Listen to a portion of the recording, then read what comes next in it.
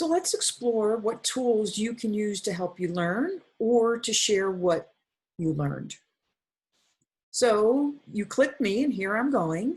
And let's say you wanted to listen to the information that's written on a web page.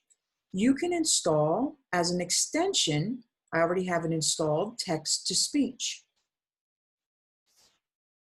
When I now go to a web page,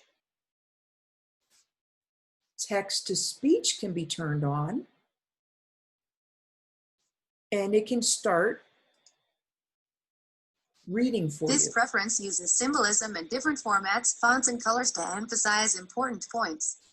It does not include video and pictures that show real images, and it is not visual merely because it is shown on a screen. People with a visual preference prefer to draw things, working with plans, So maps, and that's diagrams. one tool you can use to get information. Another tool might be when you're watching videos in YouTube. You can manage the settings of YouTube. We'll show you how to manage your caption. So I can turn on closed captioning and I can manage different settings for the closed captioning. I can change, maybe instead of it being in English, I'm trying to learn Spanish, so I might want to put the closed captions in Spanish. Maybe that helps you understand what they're saying in the video because you understand Spanish better right now and you're still learning English.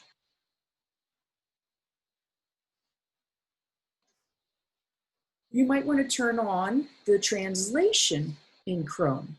So I can go here to my settings. I click Advanced.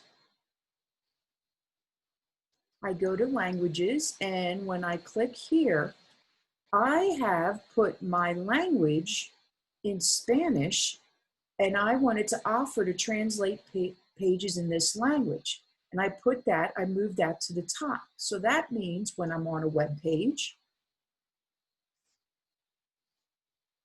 so if I'm on this web page, it's going to now put up in here if I want it to be translated to Spanish. You can also just translate words. Maybe you have a Spanish word and you don't know what the English word is, or you found an English word and you don't know what it means, so you're going to look at it in Spanish. You can also use the Spanish dictionary to look up, for example, what was oral?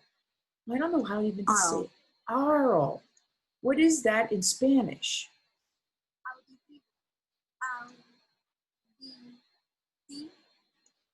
Now, let's say you're giving information to me. You might want to turn on speech to text. Start. All right, I want to tell you a little bit more about kinesthetic learning.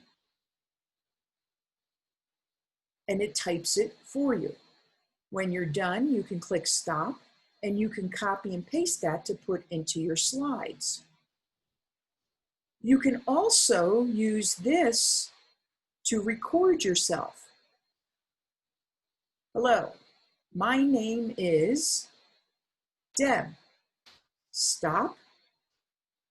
I want to export as an MP3. I want to save it to Google Drive. I want to change the name and whatever the assignment is. Audio for learning styles. I want to select the folder I want to put it in. I'm going to put it in my IT folder. And let's say I want to put in web design, and I'm going to select that. Then I'm going to save it to my Google Drive. Whoops. I want to name it what it is.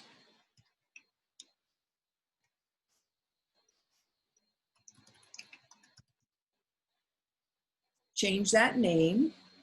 I have it going to my web design folder. And now I am going to save that. Now when it's saved, it'll be in that folder.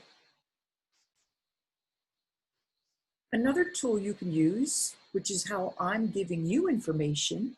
If you want to explain to me and share that through a screen recording, in order to install that, you just need to add the extension. I already have mine. So once you add the extension, this icon will show up here. You can record. You can decide what part of the screen. So I'm going to record this screen.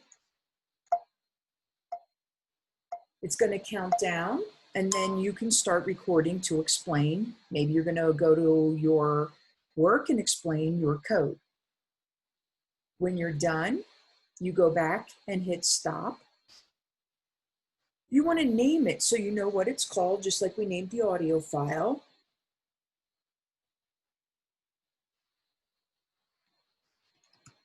Tools to share information. Then you can go over here and it's going to be put into your folder.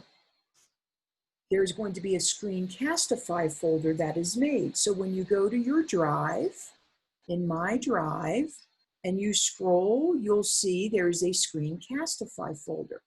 If you have your IT folder over here, you can then drag that into your IT folder. So now, try installing some of these tools or try exploring how they work. Then decide what are some tools you might want to use.